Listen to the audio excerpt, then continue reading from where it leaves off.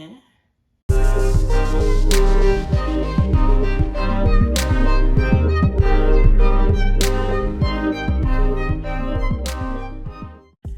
is up, Royal Family? Welcome back to my channel. It's your boy the King here, and I got another review for you, and that is going to be the Kingdom of the Planets of the Apes. Now, this is definitely going to be a non-spoiler review, so if you are worried about any juicy spoilers, it is not going to be happening in this video. I'm definitely going to do a separate video of me doing more of a spoiler review, but this is going to be a non-spoiler review. If you'd like to go into the movie completely fresh out the box, and that's totally fine. So this movie is directed by Wes Ball. He was the one who did the Maze Runner little saga going on, which I have my own personal feelings about the Maze Runner movies, but we'll leave that for another day, because I'm thinking about definitely doing, throwback movies, so maybe that could be one of my reviews of reviewing that series as well. But anyways, going on to the overview of what this movie is about. This movie takes place years after the first trilogy of Caesar. It's still continuing on the concept of what those movies started to tell and build. Apes are over the planet, have taken over the planet now, and humans have kind of gotten reverse from the virus that was spread from the first movie. And so now humans have become the animals and the apes have become man, basically. And they kind of still keep the premise of that. So now in this day and age, years after Caesar, the teachings of Caesar has kind of gotten lost. Like, it's not necessarily how it used to be back then. And we kind of find ourselves following the tale of Noah, who's kind of supposed to be like this new Caesar in a way. And basically what happens is, he has his village, his people, his clan, who he lives with. And so his clan gets attacked by another group of apes. And that kind of sets him along this journey of not only trying to get back to his clan and his family, because his family was taken from these new people or group of apes who attacked them, but he also begins to learn about the past and the teachings of Caesar. Even though Caesar's teachings kind of got lost, but he kind of starts to begin to learn and kind of follows in Caesar's footsteps and kind of goes on this journey of trying to understand, what it really means to be an ape and why that was kind of lost in translation in the first place. And that's kind of the premise of how the tale goes. We do end up meeting as that girl that you see later on in any trailers, or even if you see the Kingdom Planet of the Apes, the posters with that girl. Her name is Meg. She kind of has her own little plotline story, so I'm not even gonna mention her, but he encounters her along the way of this journey, because one of the things of that journey is understanding humans, because he starts to learn based on other people that humans are not to be trusted. So he kind of trying to balance what Caesar's teachings was, but also why is things the way it is now, if that makes sense. That's kind of just the journey that he kind of entails in this movie. And that's kind of it for the overview. I don't really say anything else to not give spoilers, give anything else of that long or of that nature, but that's kind of the premise and the concept of what this movie is, just for you to know going forward. Visually, I would definitely say this movie was definitely good visually.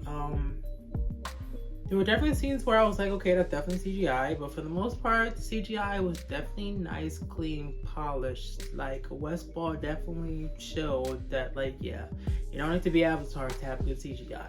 Like, this movie was definitely solid, polished, definitely of good, appealing onto the eyes. So, you're definitely not going to be watching a movie and being like, oh my god, it's like I'm watching CGI. Like, some moments you really won't even really notice. Like, you'll literally get engulfed into the story and just feel like the story is real, because it visually looks good, and the aesthetics, the music, the vibe, everything, the coloring, just the way that they overall made this movie.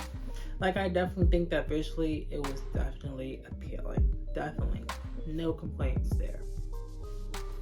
As far as casting, I don't think casting was bad. I definitely think that, at least me personally, I just don't think anyone really stood out personally.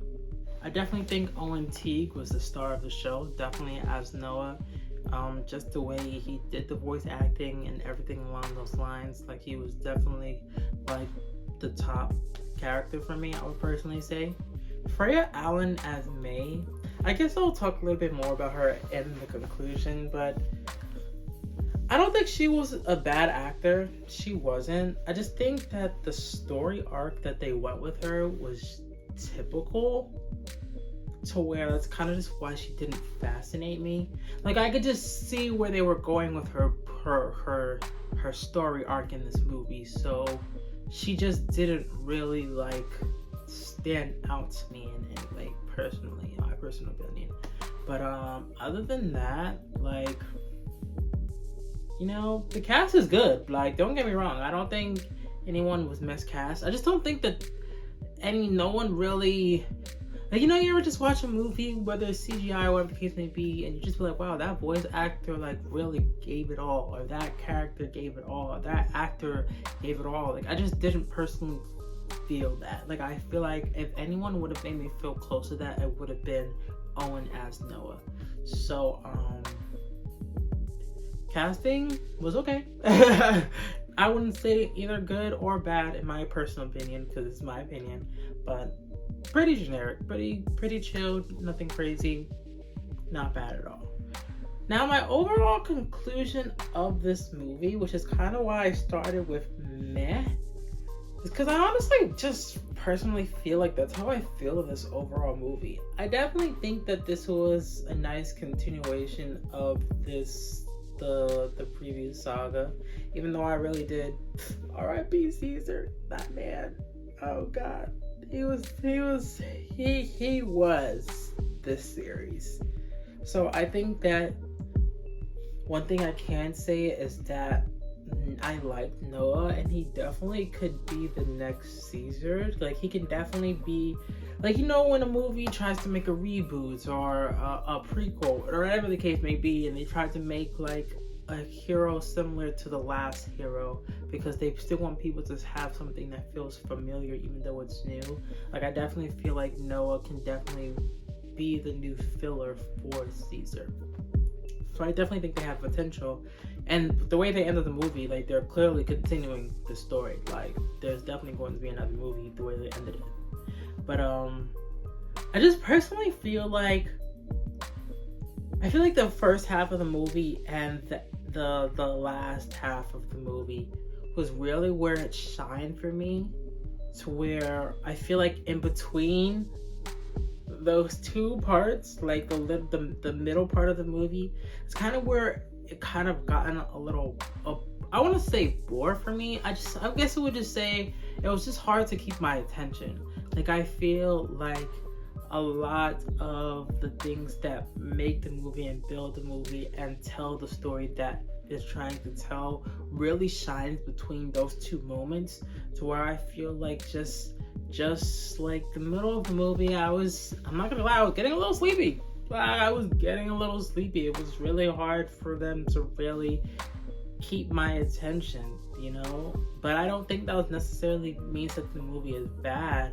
I think that honestly the middle part of the movie could have been more eventful. Like, I understand the way that the story was trying to tell itself, to where, like, I guess in a way it's just not one of those movies to where, like, it can always be like whoa, or like wow, or boom, and bam, and pow, you know what I mean? But I just feel like when it got to the ending, like, I understood where they were going, I understood the story they were trying to tell, I understand the vision.